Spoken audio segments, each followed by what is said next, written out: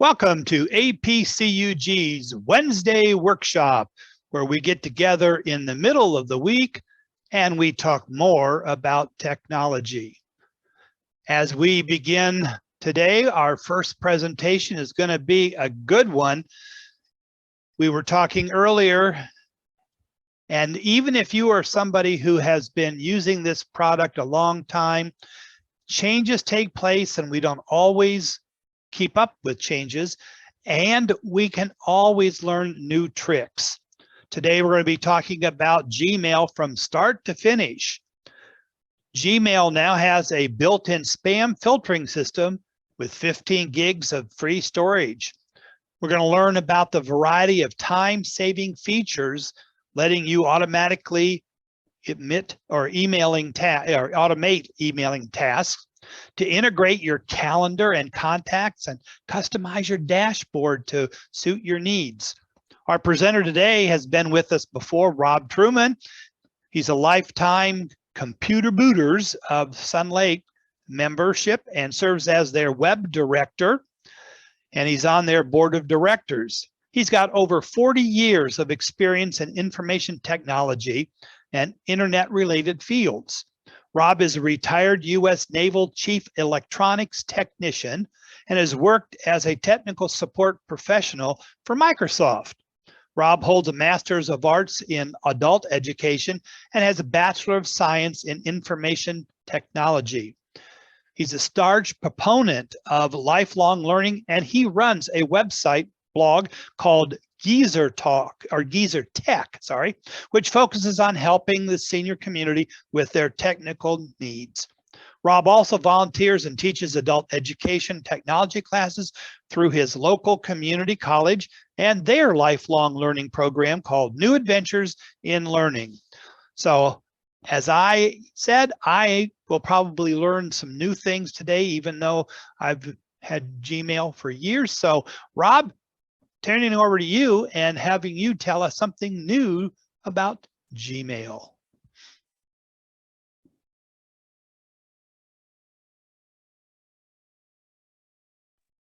John, I appreciate the introduction. Every time I hear that thing, I keep wondering who that person is. Understand. What we're going to do, I don't know if you're going to learn anything new, but I always kind of have thought about whenever I learn something, especially if I knew it before and I've forgotten it, then it becomes new again. It's kind of like that old joke about Alzheimer's disease. One of the good things about Alzheimer's is that you meet all these new people every day. So let's get started. Let me share my screen out. We are going to talk about Gmail. And I need to be sure I get everything clicked here.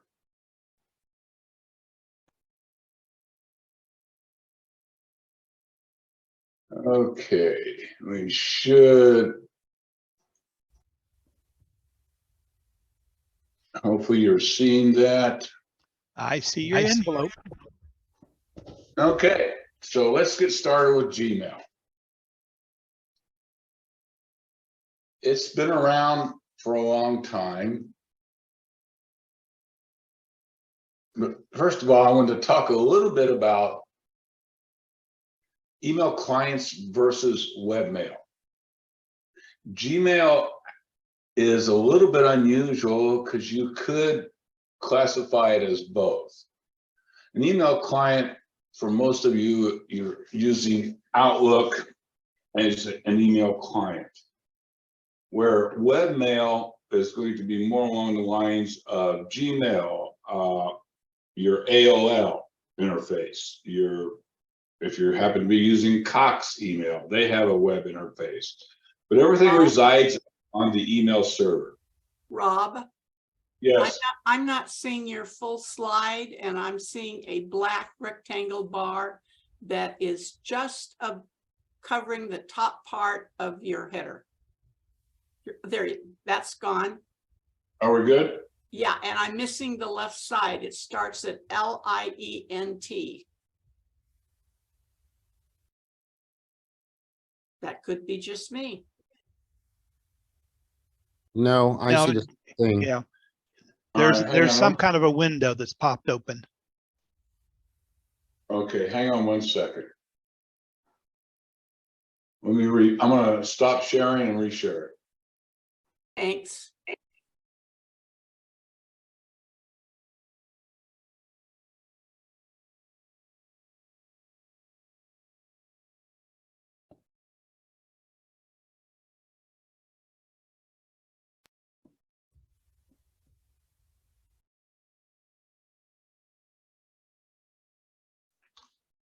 How are we looking now? Still have the 1/3 of the screen. There's another window that's still popped up on the left-hand side that's covering us. We can't see what it is. It's a grayed out window. Now we got the top third gone. All right.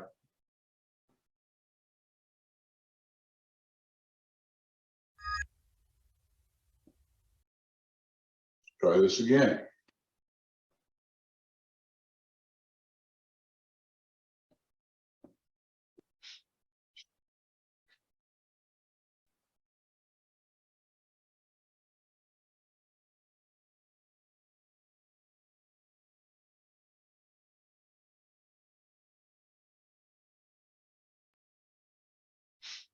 There we go, I think. You got the whole thing now? Perfect. Can we start over? Well, we can. Thank you. So today we're going to talk about Gmail. Gmail, of course, is Google's email service that has probably almost been around as long as Google itself. It was one of the first applications that Google kind of rolled out. Before we go too deep into Gmail, though, there's two different services that people end up confusing with email. On one side of the coin, you have an email client. This is related to, say, if you use Outlook to access your email. Webmail is completely resides 100% online. So if you're getting your email access by going through a browser, then you are accessing that service's webmail. If you're using Outlook, and there are other email clients other than Outlook, then you are using an email client. One of the advantages of webmail over an email client is that your email is easily accessible from any device that you happen to be using. Emails are automatically scanned for viruses, and they can be backed up on the email server. This is the typical Gmail interface. Top left-hand corner, you got your drop down, search bar or search box. Most people don't use the search box to its best advantage. It's a great tool. Left-hand pane. This is where all of your labels reside.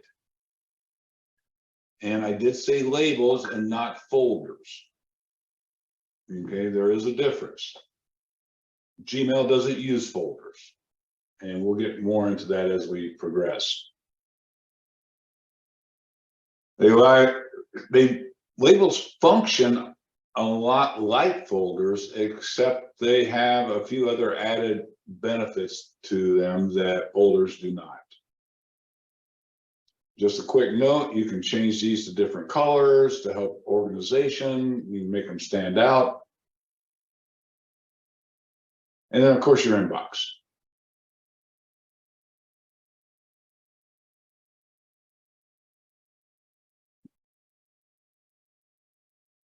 Most people that have used Gmail for any length of time at all have never gone into the Gmail settings, which is a shame.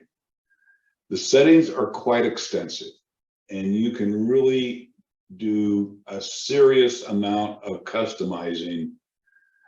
So your experience with your Gmail is kind of more customized.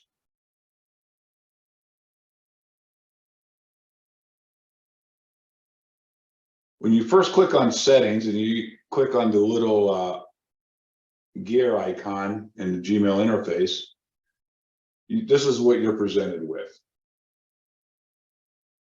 And these are kind of your quick type settings, just some things that you can easily change without going any deeper.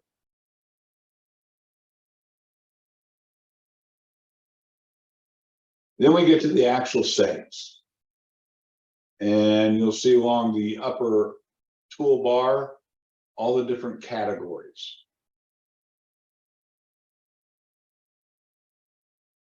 This is where you would go to set up filters. If you want to import other email accounts into your Gmail interface, if you want to set up forwarding, if you are interested in some of the add-ons.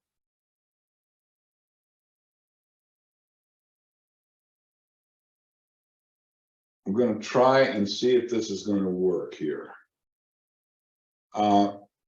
Judy, if you guys aren't hearing or seeing this, let me know and we'll stop it.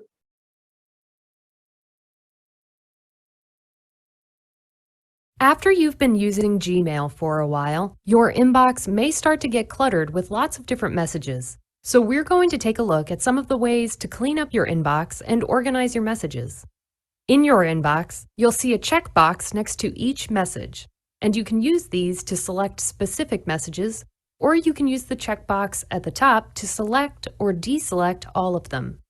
If you want to get rid of messages, you can delete them. And if they are spam messages, then you can report spam, which will delete them and also help Gmail filter out those types of messages in the future. But most of the time, you won't need to delete messages. Instead, you can archive them, which takes them out of your inbox, but puts them in a place where you can still get to them if you need to. So this option is much safer than deleting them. To see your archived messages, go to the left menu pane and click More, and go to All Mail. This will show you everything that's in your inbox, as well as all of your archived mail. To hide your archived mail, you can just go back to the inbox. You can also archive or delete a message while you're viewing it. You'll have the same options that you have when you're viewing your inbox, and it's really up to you how you want to manage your messages. Gmail has a really great feature called Labels, which you can use to organize your messages. Labels are basically folders, except you can apply more than one label to a message, and you can also create your own labels. For example, some of these emails are from friends, so I'm going to apply a label to them. If you go to the Labels button, you can place a check mark next to one or more existing labels, or you can create a new one. Type a name for the label, click Create New, and then click Create. I'm going to click this top checkbox to deselect all of these. There's now a Friends label next to each of these messages, and the label also appears in the left menu pane. If you don't see it, you can click More to see the rest of your labels. To make your labels easier to see, you can color code them. Click here and choose the color you want. If you click the name of a label, then Gmail will just show the messages that have that label. This can be very useful if you have lots of emails to sort through. Archiving and labeling are even more powerful when you use them together. For example, many people like to immediately label and archive all of their new messages so that their inboxes will be as empty as possible and all of their messages will be easy to find. But you can use these features any way you want to create an organizational system that works for you. GCF Global, creating opportunities for a better life.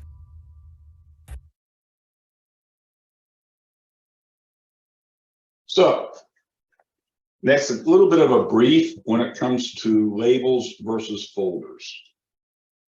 And they highlighted a little bit on, to me, what is the most powerful aspect of labels. And that's the ability to have a single email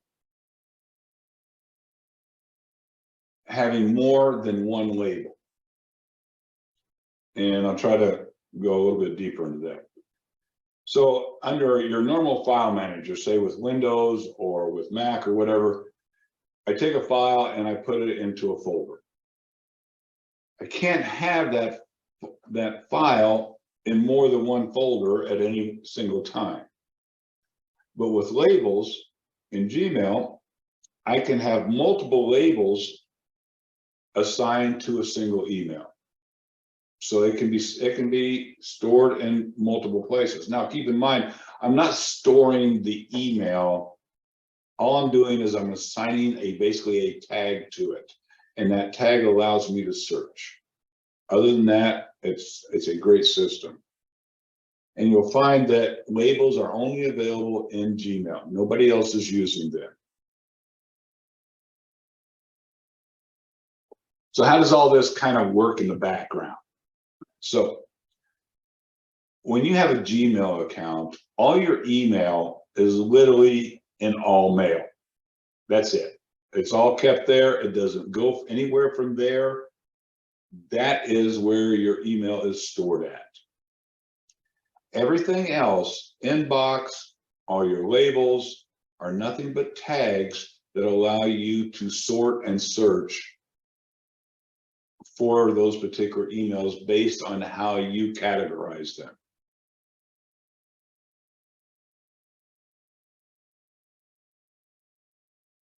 So, filters. Filters, we see how to, for those of you that have used Outlook, look at filters as the same thing as what Outlook classifies or Microsoft classifies as rules. These are actions that when an email comes into your inbox, you're going to have it do something. So you're setting up a set of rules or a filter to automatically perform actions.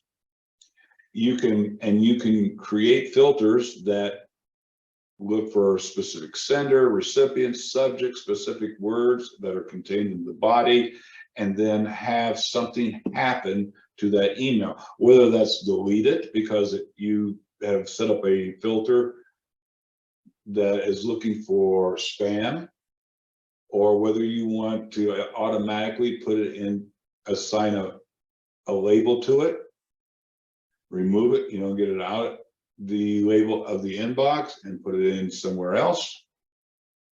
Very powerful.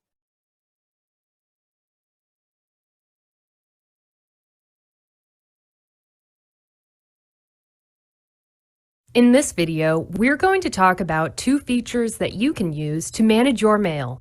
Filters, which can automatically sort your mail for you, and the search mail feature, which you can use to find a specific message. Let's start by creating a filter. The first thing you should do is decide which types of messages you want to filter. In this example, I get a lot of emails from Twitter, and I'd like to automatically label all of the messages that they send me.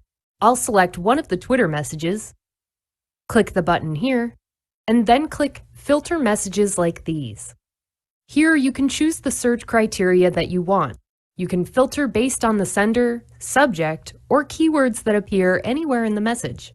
Now, it has already put in some criteria for me based on the message that I selected a moment ago. If you need to, you can change any of these criteria. For example, I know Twitter sends me emails from several different addresses, so I'm going to change this to Twitter to make sure it catches all of the emails that they send me. When you're done, click Create Filter. Here, you'll need to choose one or more actions that you want Gmail to take when a message fits the search criteria. I want it to apply the Twitter label, and I also want to archive it so it won't appear in my inbox. I'm going to place a check mark here, so it will filter all of my existing messages that fit the criteria. And then click Create Filter. Now, to view all of my Twitter emails, I can just click on the Twitter label. If you ever need to modify a filter, click on the gear icon to go into your settings and click Filters and Blocked Addresses. And you can edit or delete any of your existing filters. Now, let's say that you received a message a few months ago, and now you need to find it again. Instead of just scrolling through all of your messages, you can use the Gmail search box to find it. Just type some search terms, and your results will appear below. If you don't see your message here, then you can try different search terms, or you can click the drop-down arrow to do an advanced search. Filtering and searching your mail are really useful features, and once you get used to using them, you'll always be able to find your important messages whenever you need them. GCF Global, creating opportunities for a better life. Yeah, here's a list of some common Gmail filters. And this has come from an article, and there's a link there, but I believe I've sent Judy a resource list or a list of resources, and I'm assuming we'll send that out to everyone that's here today. But these are just some of the ones that I think people like using. Automatically deleting marketing emails, you can label marketing emails, multiple inboxes, and the last one on this list I think is extremely powerful, getting rid of old emails. And you can set up a filter, and basically what you're going to do is you're going to search, say in this case, before January 1st, 2020. And it's going to return all emails that have a date prior to that. And then you can delete them. So there's a lot you can do with both the search and the filter techniques to help keep your email under control. That may be an oxymoron. A couple things that most people don't realize. You can undo your send. So, and I know no one has ever done this before. You've done an email and you hit send, and at that point you just regret that action 100%. So you can go into settings and you can set this. Now, the most time that it will keep from sending an email after you hit the send button is 30 seconds. But usually that's enough time. And you can adjust it from anywhere from 5 to 30 seconds.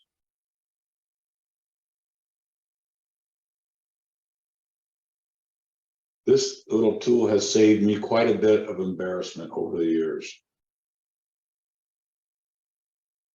So when you turn this on, what you'll get is after you hit send, you'll get that little box right underneath your search bar, and it will say, give you the opportunity to undo.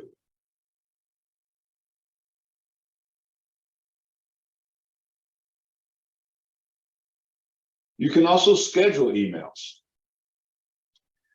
And down by your send button, after you've created your email, there's a little up arrow. And if you click on that, what you get is you get the ability to schedule when it goes out. The last time I read, and you could schedule emails to be transmitted all the way up to the year 2068.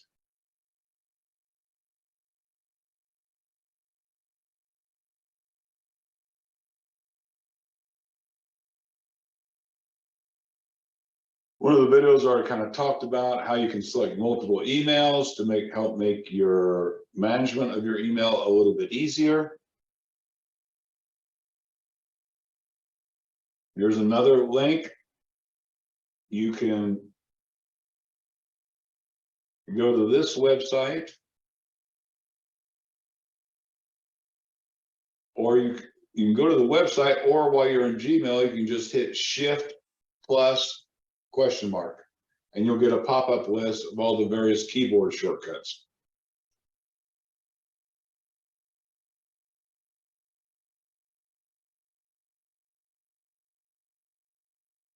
as I mentioned earlier, you can add other accounts to your Gmail interface. This, becomes really convenient because nobody likes to have to go, well, I need to log into Gmail, check my Gmail. Now I need to go over to Outlook and check my Outlook email, my Yahoo, my AOL, so forth and so on. So you can get all of your email into one interface with Gmail.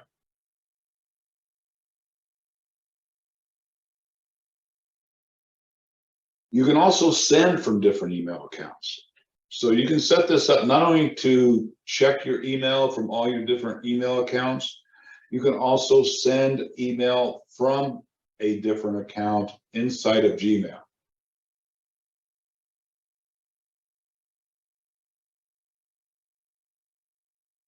You can not only block spam, but you can also block users. And once you do that, any messages from that email address will then be sent directly to your spam folder.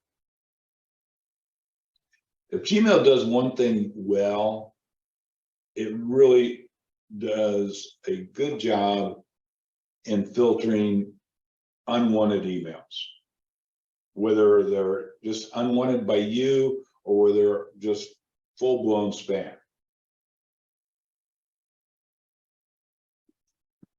You can drag messages or labels. So I can go and find a bunch of emails and I can highlight those and I can just use my mouse to drag those over and put them inside, and basically it assigns them a filter.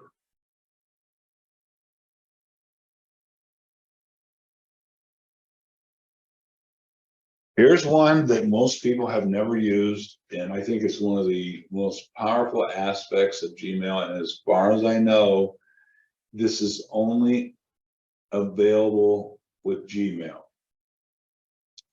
Gmail ignores dots in the email address. So, in the example here, the email address is yourname@gmail.com. I go to a website. I don't want to leave that, so I want to be a little bit more. And so your.name@gmail.com is the same thing. Your.o.u, so forth and so on, is also the same thing. That way, I'm not giving that website my full email. And what really makes this a powerful tool is that now I can go in and I can create a filter that will filter out any email that's addressed to, say, in this case, your.name@gmail.com, and assign a label to it, delete it, whatever I want to do with it. And it will, otherwise it's just going to go into my inbox.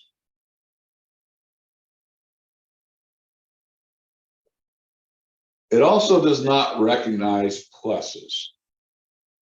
Okay, so just like the dot, so you can take your email, whatever that happens to be. So in this case, we were using your name. I go up to, say, the PC Mag website, and I want to subscribe to their newsletter. But I don't really want them to have my upfront email address. It's not that it's hiding it. It's not really an alias. It's just a tool for you to use. So I can give them, and I can put in your name plus pcmag@gmail.com. That's where they're going to send it. Then I can go in and set up a filter for that. So it goes, and so it gets assigned a particular label. Also, I also get to find out that if I'm getting any other emails from any other institutions, which would indicate that PC Mag has shared my email address. So it is a nice little tool.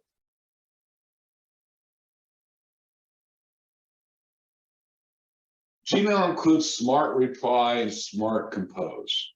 And these are machine learning, and they give you 3 different options based on your responses that you have given previously. And so there at the bottom, it works on both mobile and desktop. It's a nice little tool.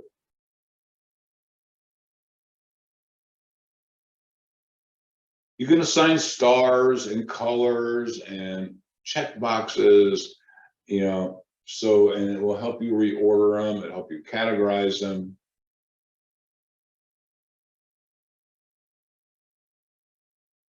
Okay, this section here, as far as I'm concerned, is the best tool out there when it comes to Gmail. This comes default, and a lot of people, again, don't use it because they have it hidden. And I think I got a little video that goes through this. Yep.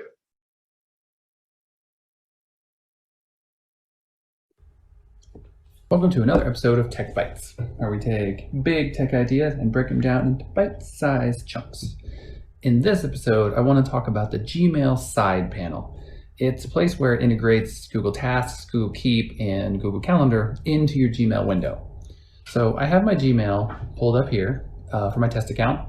Over on the right-hand side, I have this panel hiding over here. I'm going to click on the Calendar panel first. Now what this is this a quick day view of your calendar for the day. You can change it to be a month view, go to a particular day on the calendar. Now this is really handy when you want to have a quick glance at your calendar of events while you're still in your email instead of going between two different tabs. Even better, if I were to be in the Were You Eaten by a Dinosaur email, let's say this email was important for me to correspond or reply to, or it's a calendar event coming up tomorrow or something. I can maybe go to tomorrow, and if I click over here, maybe at 9 a.m., notice the subject of the email becomes the subject of the calendar event. And I can add all of my other information I need, just like a calendar event in the calendar, but I don't have to leave. Additionally, if I copy and paste the URL for the email like I have up here, and paste it in the description, now whenever this event goes off tomorrow at 9 a.m., I could click on this and be immediately brought to the email that started it all, so I can be prepped for the meeting I'm going into. In addition to this, another option in the sidebar here is Google Keep. Now Google Keep is like notes on an iPhone, or kind of like virtual sticky notes. So here I could take a note and I could say things to remember. Check on emails tomorrow after the meeting. And that would be a Google Keep item that would live in here if I wanted to do that. Now, additionally, I can also make a new list. So I can make it like a checklist, which would be school supplies, things that I might need to make a list for to keep track of. Supplies, work on email, and wash hands. And now I have this checklist here, and I can say, oh, I already worked on my email. That's good. So that's another panel there. And the to-do list, it's a task list. Here in the task list, I am able to add a task. And basically what this is I can add a task called complete the project. And I can edit it and give it a due date. So it's not a calendar event, but it's more of a reminder. And I can add subtasks under it, like complete project. Within completing the project, I might have find information and email staff. And so now I can add a date and a time that it's like my deadline for this particular project. And now I have all of this. So it's complete the project. Oh, I can look at my email and say, oh, you know what? I emailed my staff. We're good there. And this is my task list. So that's just a quick view of the side panel with calendar, keep, and tasks built into your Gmail interface. Okay. Welcome to another episode of Tech. The advantage here, and I use this a lot, is whenever Judy emails me or a link, or I have a link for a Zoom meeting coming up, it makes it really easy to take that link, put it right into my calendar under the event, and I can move on with my not so busy schedule. You can also back up all the information that Gmail has on you. I'm not sure why you would want to, but you can. So these are Google Takeout, of course, that's their own, but these are all various applications that you can go out and see how much information Google knows about you. Personally, I think that sounds like it could be quite depressing. It's a free tool. You can explore Google data for a backup. It supports 51 types of data, including mail, drive content, calendars, browser, bookmarks, and even your activity on YouTube.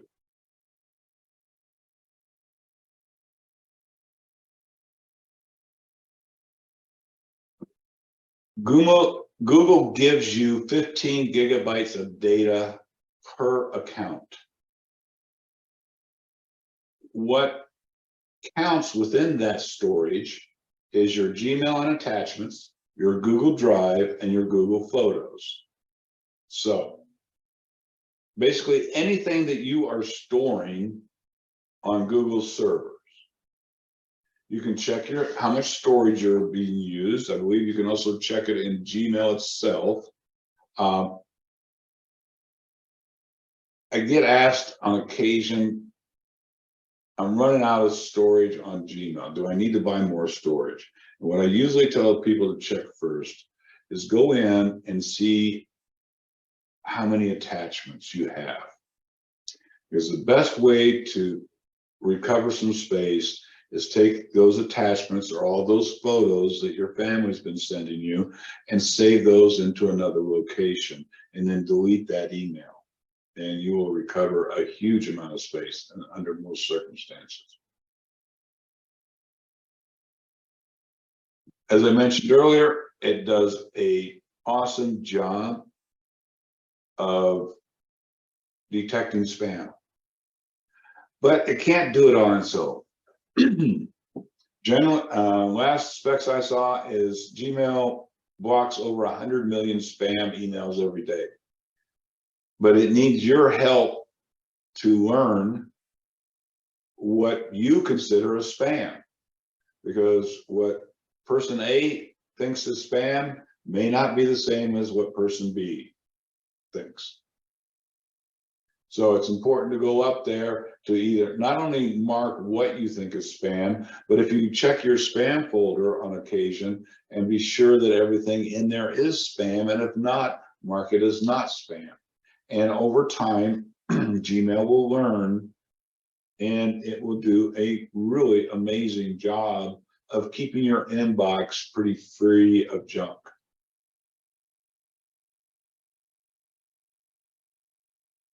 So a few extra tips.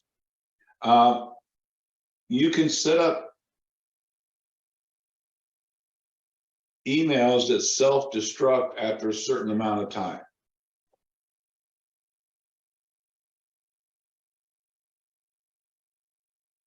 You can grant someone else access to your Gmail account without revealing your Gmail password, which is kind of neat.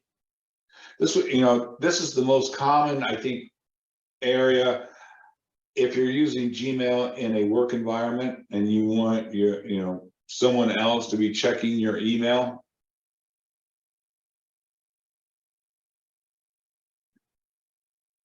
you can insert photos so they display inside of your email.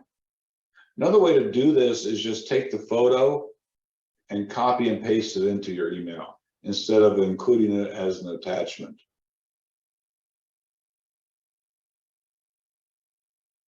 You can get an alert whenever someone opens an email you sent to them. Now, it should be noticed that all that means is that they opened it. Doesn't mean that they read it. You can create your own keyboard shortcuts. This is, of course, in the settings, and you can go in there and kind of stuff that, create a shortcut for tasks that you do on a, more reoccurring basis. You can create an email template responses that you can add with a single click. So you can do canned responses and you can create a template as well. They're both pretty much the same, except the template is going to be more for a new email.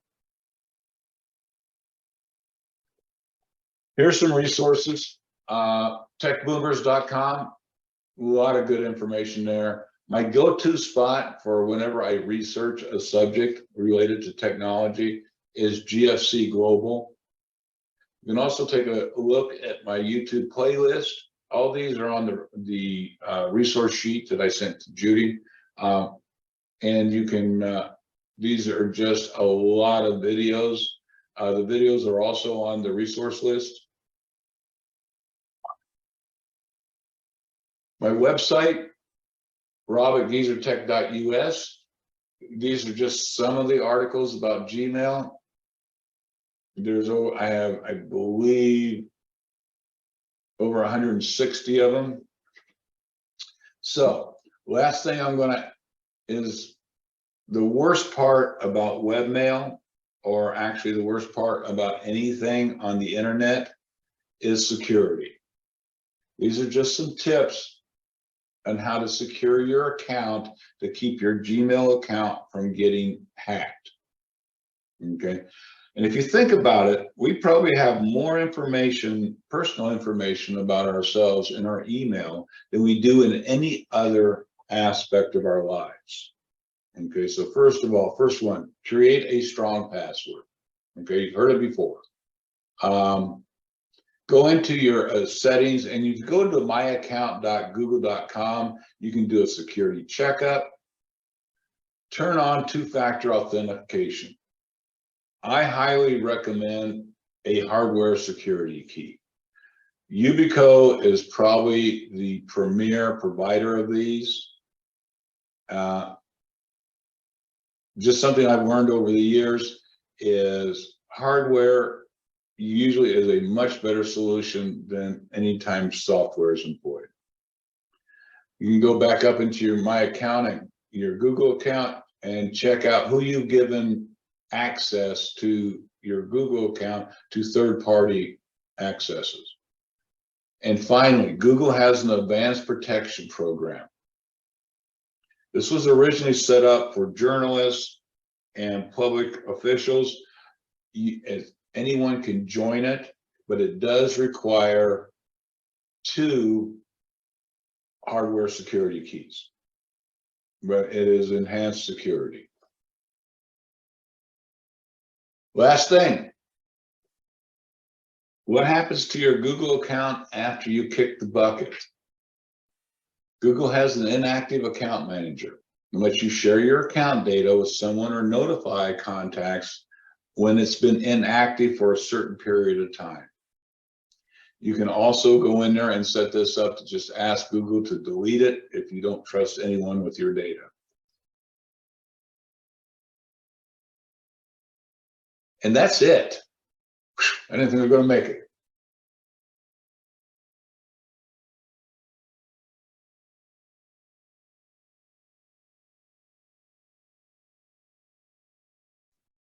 Well, you made it, and so did we, with lots of great information. Judy said that she has some questions that we'll address for you for a few minutes, and then we will then skip to our next presentation and come back during the open time for anything else. There you go.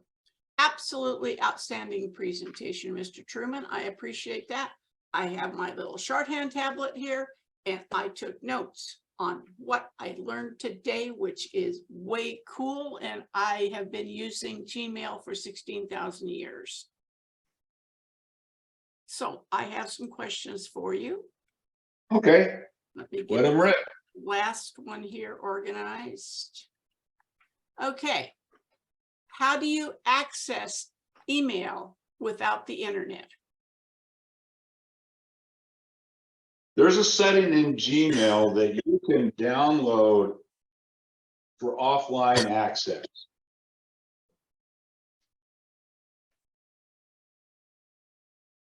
So yeah, it can be done. My personal take on this is that it's it's a rarity anymore to where I find myself anywhere that I can't access the internet at some point during a 24-hour period. Whether that's using my phone,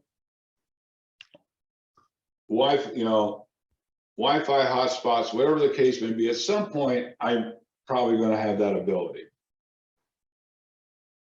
Now, of course, that security is a whole different story.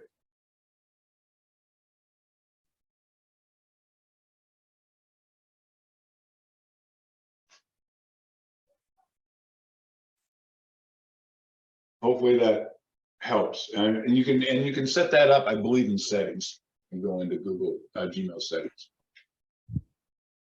Explain POP versus IMAP.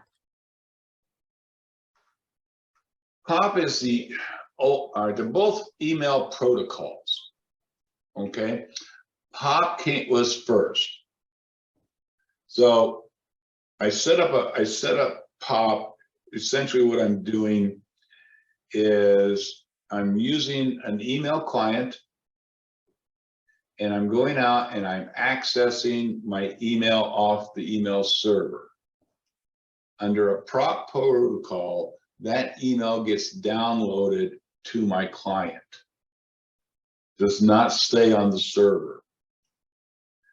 IMAP is traditionally what is being used by webmail, generally speaking. And I could, I'm probably off base on a little bit on this, but generally speaking, that's the primary difference that I'm aware of. Okay. Can you create a filter to display the older emails versus deleting them? Sure. You can create a filter to do just about anything short of make you coffee. I've tried. Doesn't work. But yeah, you can. I mean, keep it. I think the easiest thing, this is kind of hard, I think, for some people to wrap their head around, is that think of Gmail or any type of webmail service. Your email is just, all your emails are everything in this one big pot. You're using your search, your filters, your labels to access them or find them. But everything really kind of resides in one big archive of email. And then your sorts, your filters is what makes it usable. I mean, when you get right down to it, inbox is nothing more than a filter. I'm sorry, nothing more than a label. When you get a new email and it hasn't been read, it automatically gets assigned to the inbox, and that label gets assigned there.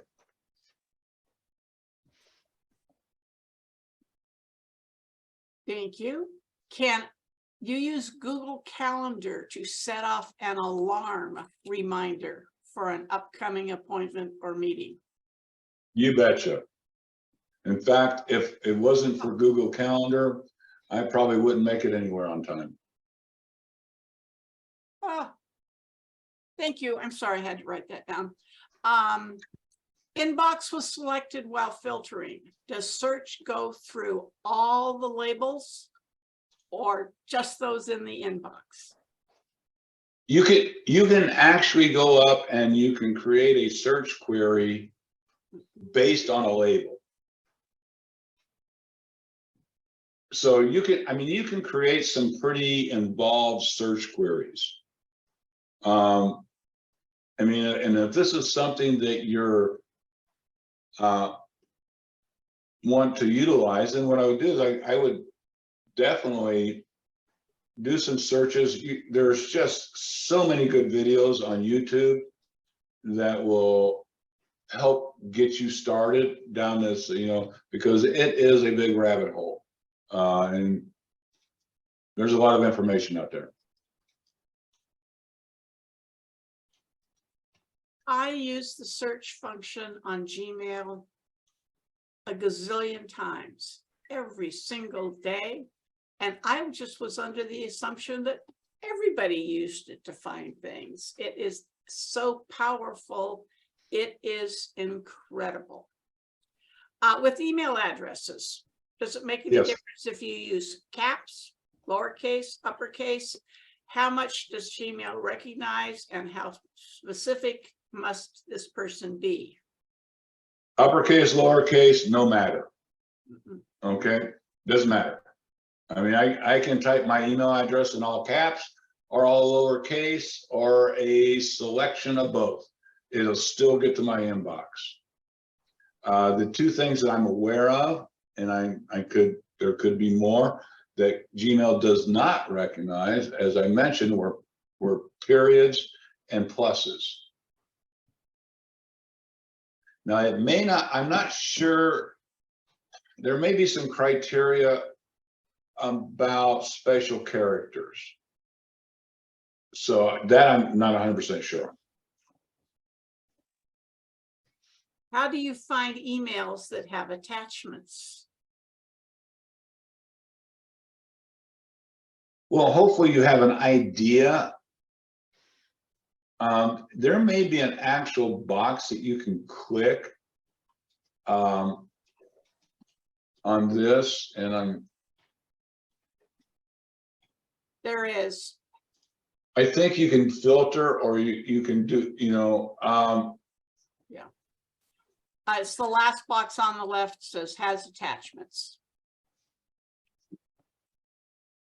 Use it all the time. okay. When it comes to emails and adding photos, does Gmail limit the amount of gigabytes within a given email when you send it? Yes. I want to say it's 25 meg. Correct. And then it will still send it. But what it does, it puts that attachment up into Google Drive and then sends a link in the email so that the recipient can access that attachment. Is it not true that when you change your email password, it will affect all your Gmail apps that you sign into? I mean, Google apps that you sign into, like YouTube, etc. Oh yeah. Keep in mind, you don't have a Gmail password. Okay, you have a Google account password that applies throughout the Google ecosystem. Okay, it's like you don't have an individual password for Microsoft or any of the Microsoft products. You have a Microsoft account password, and that is what gets you into the various parts of Microsoft's ecosystem.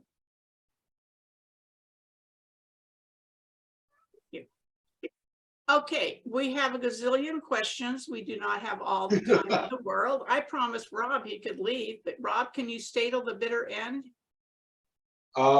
Yeah, I can. I gotta go do a couple tasks while the next presentation goes on, but I will hang out and I'll just try not to be disruptive.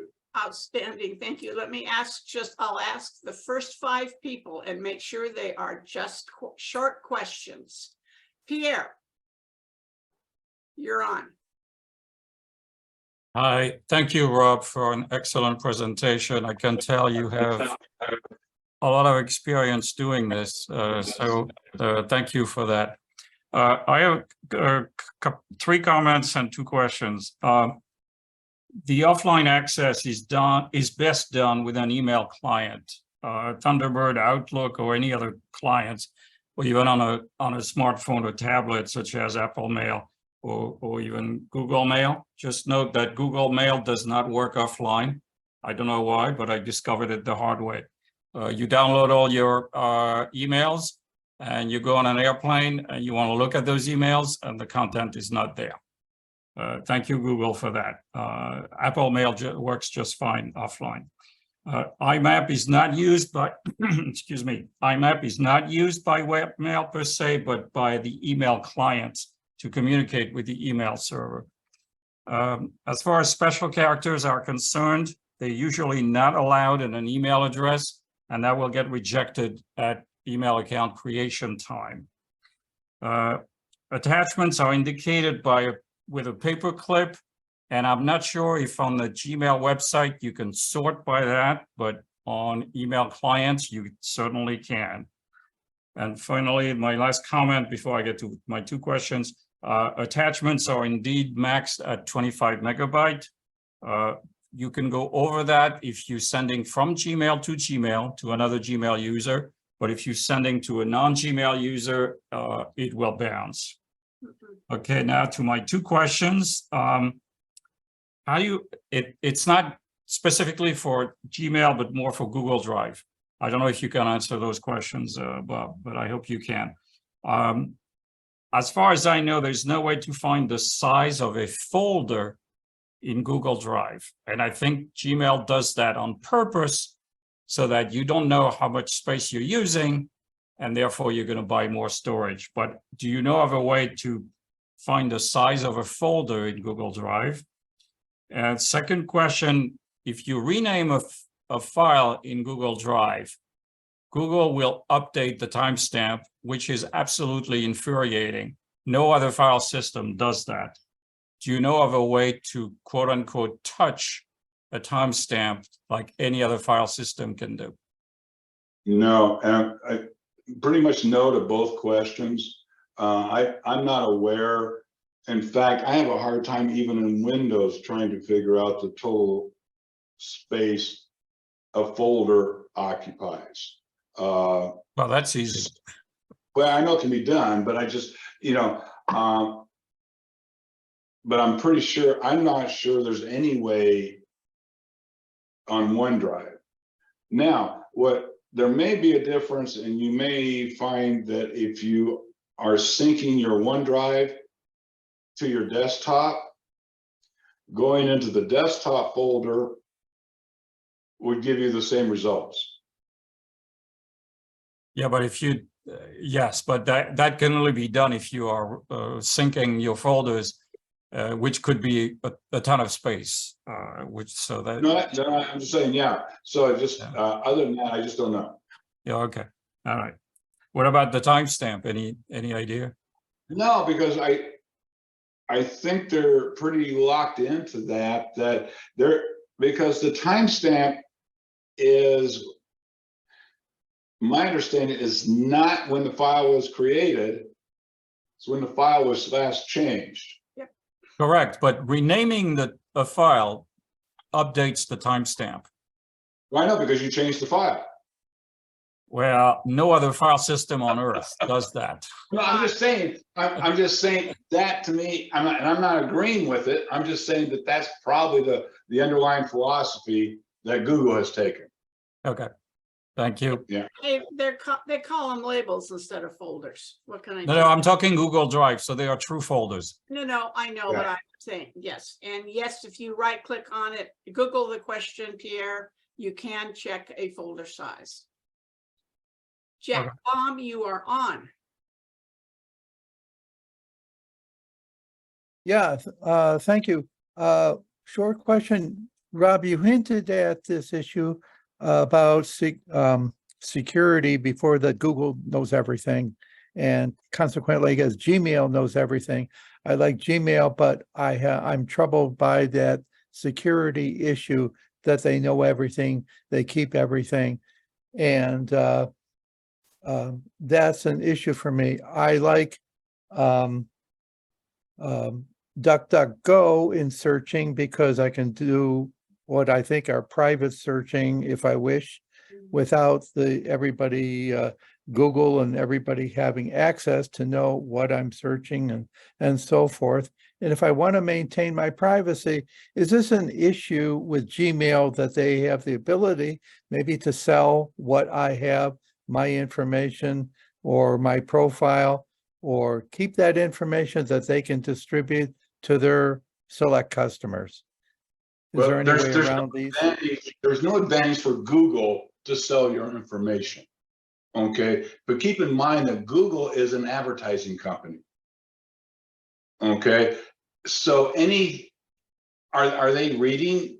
Are they accessing your content? Probably in some means or not, but to me, what they're going to use it for is to better their products to attract more advertisers. You know, someone's individual information actually has very little value. Okay, but a lot of people's information from a marketing point of view has a lot of value. So, I mean, that's my opinion. And I'm not saying it's based on any type of factual research, but, and I think what you're doing is correct. You know, I don't just use Google. I like to spread my information out so everybody has a piece. You know, but Google's in a business to make money, and they make money from ads. That's what the information is for. So can you still hear me? Yes. Is my information then aggregated? Can I say? Oh, of course. something, please? Yeah, go ahead, Judy. Thanks. You can go into the security area that Rob showed you, and you can turn everything off. You can get rid of, delete all of your location history, blah, blah, blah, blah, blah. You can set it up that you only want it kept for a week. You only want those kinds of things kept for a day. Google would appreciate it if you would do that, is their statement. And so you can tone down all the stuff that Google knows about you. And they would be happy with that. They don't care. So it will take you time, because it's like every video that you have ever looked at, downloaded from YouTube is listed. You can, you know, delete it all and say, don't ever keep this kind of information again. I encourage every single person attending to do that. It'll make you feel better about what Google knows and is sharing about you. But Thank you very much. If you log in with your Facebook ID to Google, you are opening the channel directly from Facebook to Google, and they immediately start sharing back and forth. Conrad, you're on.